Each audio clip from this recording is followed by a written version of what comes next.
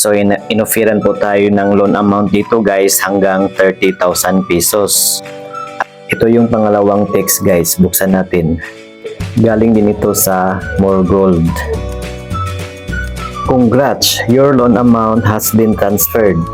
Beware of scammers.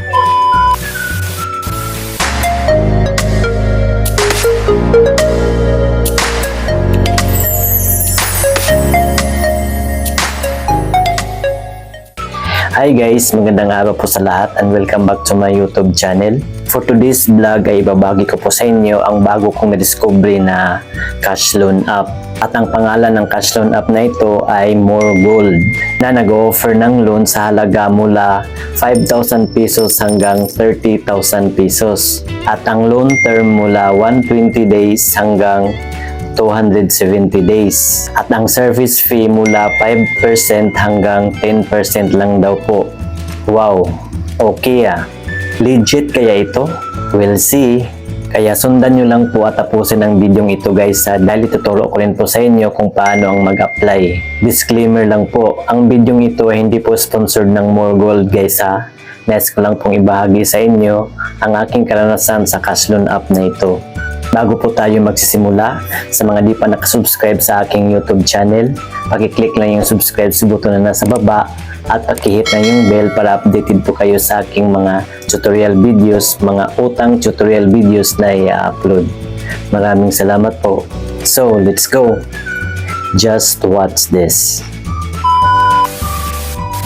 So, ayan po guys, dahil bago pala po tayo dito sa More Gold, at wala pa po tayong application, dadaan muna tayo sa Play Store at i-search po natin sa search bar ang More Gold. So ayan po, i-click na natin itong More Gold Libreng Loan App. And then i-click natin dito kahit alin dito sa dalawa. More Gold Libreng Loan App. Ang More Gold guys ay under po ng Thrift Platinum Lending Corporation.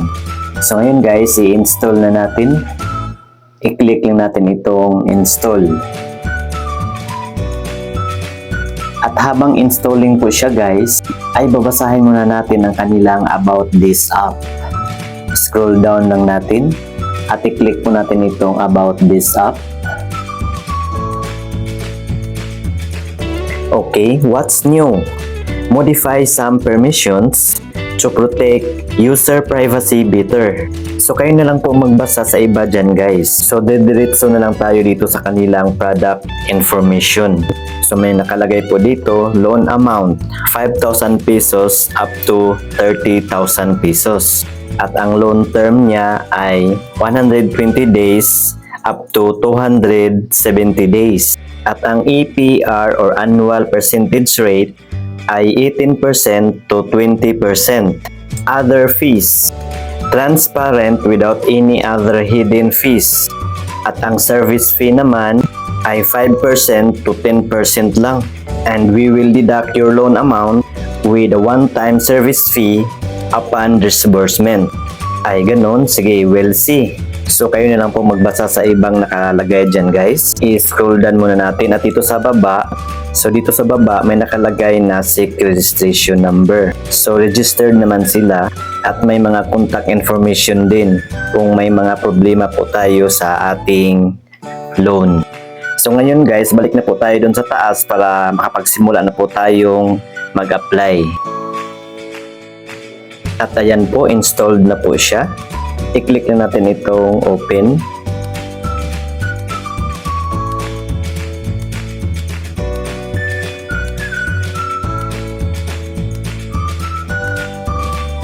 So kayo na lang pong bahalang magbasa sa mga notices. And then katapos nating mabasa at maintindihan, i-click na natin itong agree. I-click na natin itong allow. At i-click na natin itong while using the app.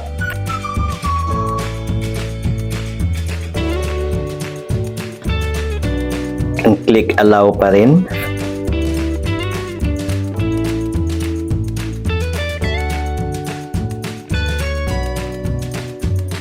So ngayon, nasa dashboard na po tayo ng More Gold. I-click na natin itong instantly apply. para makapag-sign up na po tayo. So ilagay po natin dito ang ating active mobile number.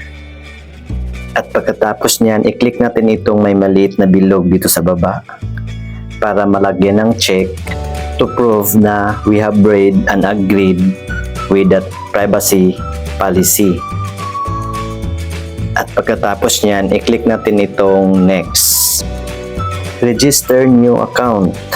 So ayan po guys, nakalagay na po ang ating active mobile number dito.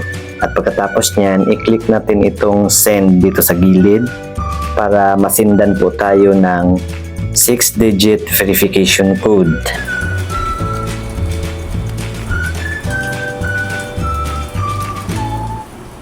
So ayan po, dumating na po yung code at dito natin isulat.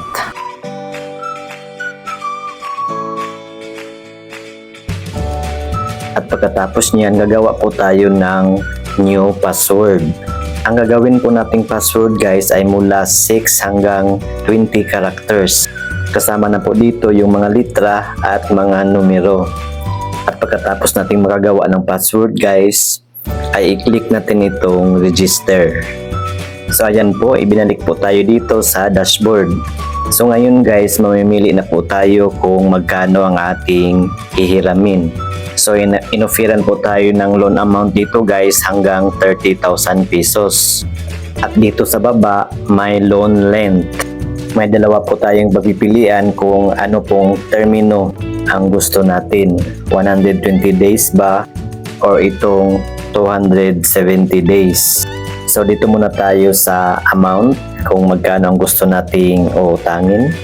I-drag lang natin itong may maliit na bilog guys. At halimbawa sa akin, dito muna tayo sa pinaka maliit. Dahil first time pa po tayo, so halimbawa ang utangin ko ay ito munang 3,000 pesos. At ang pipiliin kong loan term ay itong 120 days. At ayan po, kapag nakadecide na po tayo, i-click natin ulit itong instantly apply. So nandito na po tayo sa ating first step na fill upan, ang ating identity information. Magsimula po tayo sa ating ID type.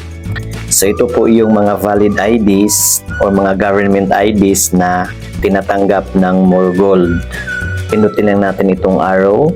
So ito po guys, TIN ID or Taxpayer Identification Number, Driver's License, UMID or Unified Multipurpose ID, GSIS ID, Voter's ID, SSS ID or Social Security System, PRC ID, Postal ID, Passport, at ang UWA ID. So yun lang po ang mga valid ID na tinatanggap nila guys. So halimbawa sa akin, ang available ko po na ID ay Driver's License. So driver's license yung pipiliin ko. And then i-click natin itong confirm.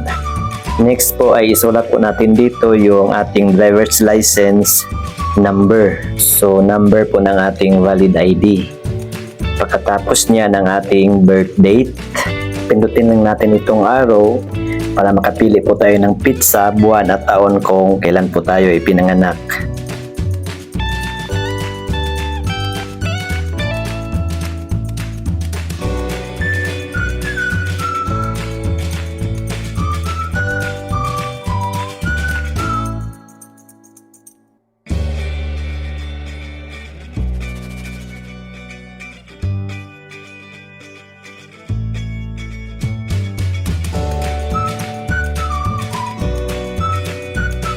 Pagkatapos niya ng ating gender o ating kasarian.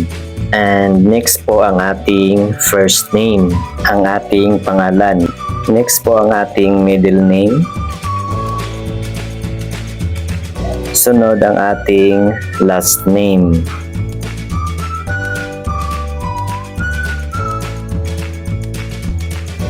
At pagkatapos po natin ma-fill upan yan guys, i-click natin itong next. So dito na po tayo sa step 2, ang ating personal information. Sa ating marital status, unmarried pa ba tayo? Married na ba? And then ito sa pangatlo, married and childless. Widow, widower, legal separation, and granted annulment. So kayo na pong bahalang pumili dyan guys. Halimbawa sa akin ay unmarried, and then i-click natin itong confirm. Next po ay ang ating education. Kung ano po ang natapos natin: untutored, primary, secondary, senior high school, vocational college, university or college bachelor, university or college master, university doctor. So halimbawa sa akin, vocational college ang ilagay ko. And then i-click natin itong confirm. Next po ay ang ating residential address. So i-click pa rin natin itong arrow para makapili po tayo ng ating lugar. Gaya ng ating rehiyon, probinsya, at lungsod or syudad. And then click confirm.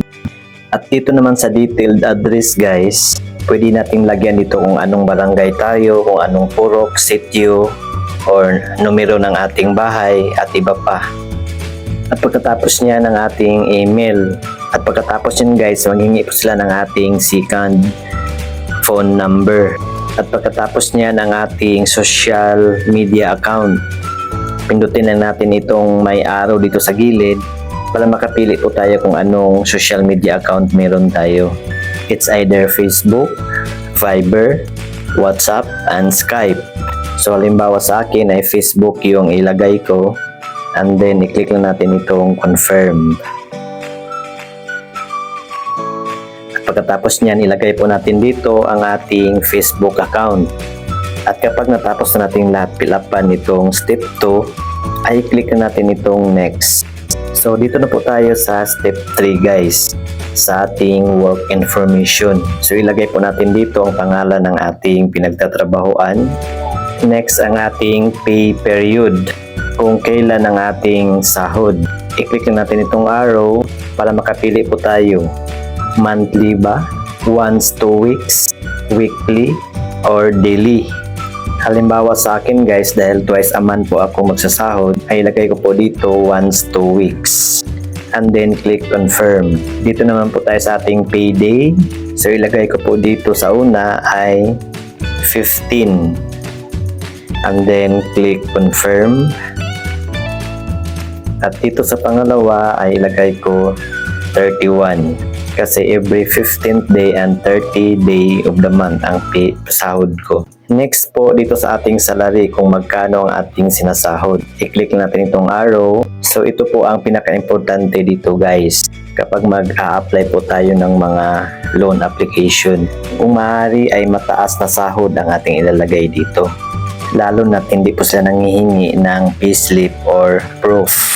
Halimbawa po sa akin, ang nilagay ko po ay 15,000 pesos to 20,000 pesos ang sinasahod ko monthly.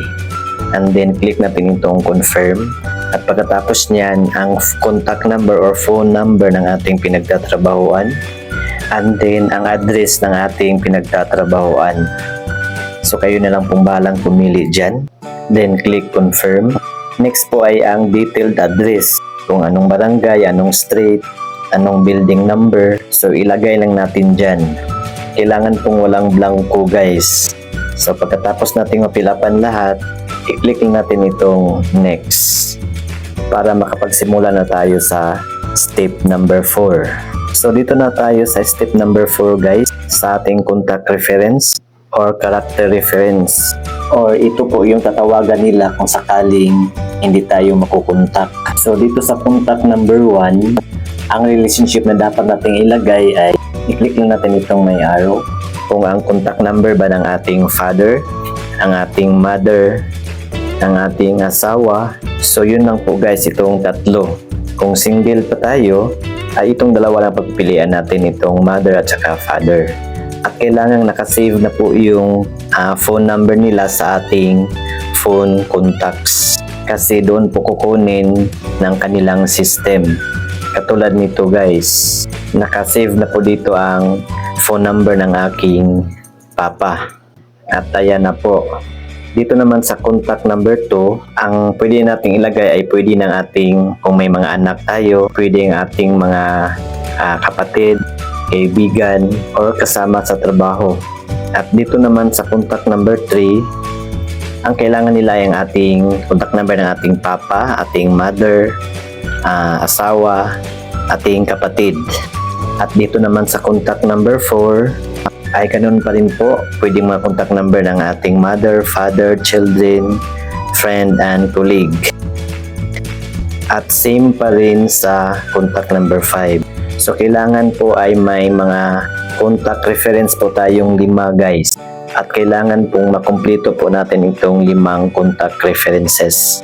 At kapag nakumpleto na po natin yan guys, i-click natin itong next. So dito na po tayo sa last step guys, ang ating additional information. So dito na po tayo magsi-selfie at pipicturean ng ating valid ID.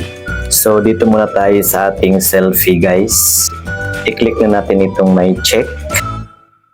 So may nakalagay dito, kailangan nakatayo ang ating cellphone. Ilagay natin ang ating muka sa frame. Kailangan may ilaw para maliwanag. At kailangan walang cover ang ating mukha. And then, i-click na natin itong next. I-click na natin itong setting guys. And then, click while using the app. And then, click next. At ayan po, nagsimula na po tayong mag-selfie. Kailangan ang ating mukha nasa loob ng circle. At kapag okay na po, i-click na natin itong may bilog. At kapag gusto pa nating mag-retake, i-click na natin ito. At kapag okay na, i-click na natin itong check. Recognition success. At ayan po, success na po ang ating selfie. So ngayon, dito naman po tayo sa ating valid ID. I-click na natin itong may plus. Kailangan pong clear ang pagkakuha ng ating valid ID guys. Mababasa yung mga detalye na nakasulat. I-click na natin itong bilog kapag okay na. And then, click natin itong okay. So, ayan na po. Success po. So, ngayon guys, i-click na natin itong next. So, dito na po tayo sa product list. So, di ko pa po alam guys kung approve ba ako or disapprove. Ipagpatuloy ko na lang talaga ito guys. Hindi ko pa rin alam kung ano po itong mga VIP dito. O halimbawa itong pinakaunang pipindutin ko. Itong apply VIP 14. So let's go. So ayan po, nandito na po ako sa payment method. So ilalagay natin dito kung saan natin ita-transfer yung ating uutangin kung sakaling ma-approve tayo. So dito tayo sa withdrawal channel. I-click na natin itong may arrow dito sa gilid. At ayan po, ito po ang kanilang withdrawal channel na available. GrabPay, GCash, Coins, PMaya, at RD Pawn Shop, Mluelier. So ang pipiliin ko guys, itong halimbawa itong PMaya. Tapos niyan, i-click ko lang itong confirm. At pagkatapos niyan, ilagay po natin dito ang ating withdrawal account. So, ang ilagay po natin dito ang ating account number. So, dahil phone number yung in-register ko sa aking Maya account, so ilagay ko dito ang aking PMaya account number. Next, ang ating alternative way. Kung may isa pa po ba tayong account na ginagamit, pwede po nating ilagay dito kung sakaling wala tayong matanggap sa ating withdrawal channel na nilagay doon sa una. Pero optional lang po yan guys. Pwede natin lagyan, pwede ring hindi. Pero sa akin guys, hindi ko na nilagyan. At pagkatapos nyan, click natin itong may maliit na bilog para malagyan ng check to prove that we have read and agreed with the privacy policy. So ito na po yung privacy policy ng MoreGold guys. So kayo na pong bahalang magbasa. At pagkatapos nating mabasa at maintindihan, i-click na natin itong confirm. And then i-click natin itong confirm loan. Application submitted. You can return to the application and continue to apply for other products. So i-click daw natin itong return guys. So ayan po, bumalik po tayo dito sa ating product list. So kanina yung pinindot ko ay VIP 14. So ngayon itry natin itong VIP 1. I-click natin itong apply. So ayan po, binalik tayo dito. So ganun pa din ang ilalagay kong account sa aking withdrawal channel, yung PMaya pa din. And then i-click pa rin natin itong maliit na bilog. And then click confirm loan. At ayan po, application submitted. You can return to the application and continue to apply for another products. Parang pabalik-balik na ako nito So i-click pa rin natin. So ayan po, nawala na po yung VIP 1 dito.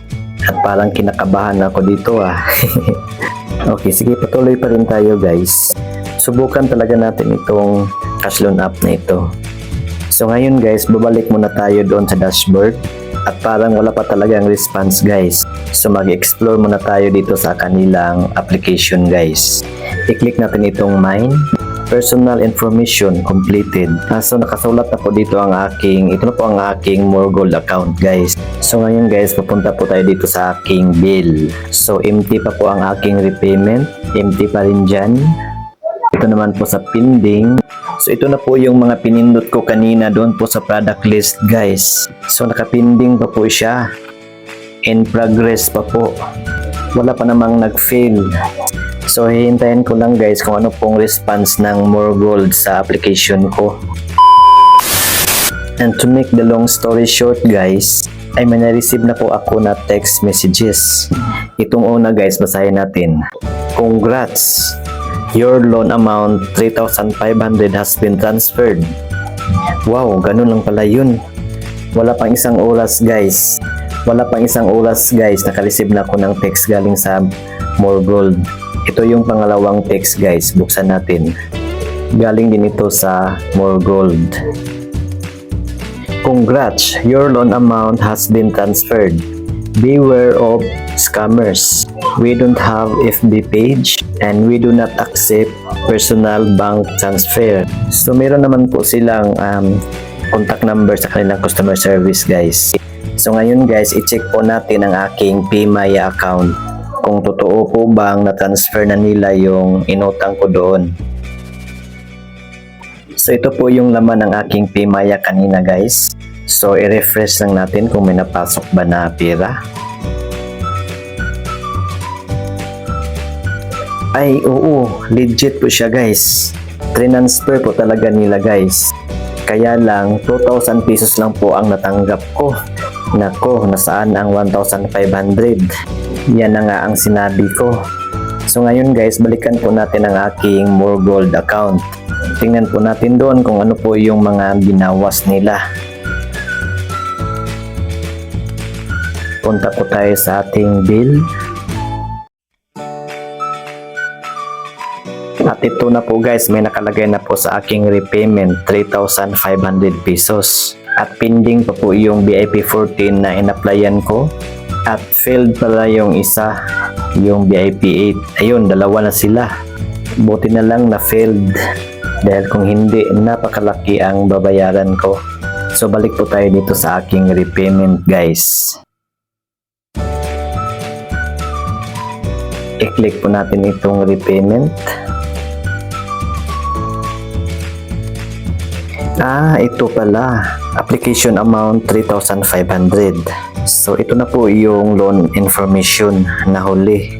So dito pala natin makikita ang mga deductions guys. At saka na natin pala malaman yung mga deductions kapag na-send na nila sa atin yung ating inutang na pera. Katulad nito, ngayon ko lang po nalaman na ang 1,500 ay isang management fee pala. So i-click natin itong may question mark dito sa management fee. Kung ano po ba yung mga inclusions dito sa management fee. Ito pala yung na-covered sa 1,500 na deductions. Interest 25 pesos. Account manage fee 260 pesos. Platform service fee 370 pesos. Risk fee 370 pesos. At credit fee 475 pesos. Sabi pa nila wala daw hidden charges. Ang dami nga So wala na tayong magagawa dahil na-disburse na nila yung inutang nating pera. So ipagpatuloy na lang natin ito. At ang expiry date pala nito guys ay ngayong December 24. So December 18 ako nag-apply. 7 days lang kailangan mabayaran na natin itong 3,500 pesos. Naku, iba rin ito ah. Sa araw mismo ng Pasko, kailangang mabayaran natin ito. Okay, sige lang, laban lang. So nabudol po tayo guys sa long term na 120 days to 270 days sa service fee na 5% to 10%. Ang dami palang mga nakatagong mga charges. Anyway, susubukan pa rin natin itong i-fully paid within 7 days. At itry ko ring mag-reloan. Baka next kong loan ay magkatotoo na itong 120 days hanggang 270 days. Ibabahagi ko rin naman sa inyo guys ang aking pag-reloan. So yun lang po guys, sana may natutunan po kayo. Paki-like na lang po sa video ito kung nagustuhan nyo. At paki-share na rin sa iba para ma-aware din po sila. At huwag niyong kalimutang mag-subscribe sa aking YouTube channel guys para sa susunod kong tutorial videos about nitong More Gold sa aking pagre-reloan ay ma-update po kayo. At para sa iba pa pong mga katanungan, pakisulat lang po inyong mga tanong dyan po sa comment section sa baba. So yun lang po guys, maraming salamat sa panonood. God bless us all. Goodbye.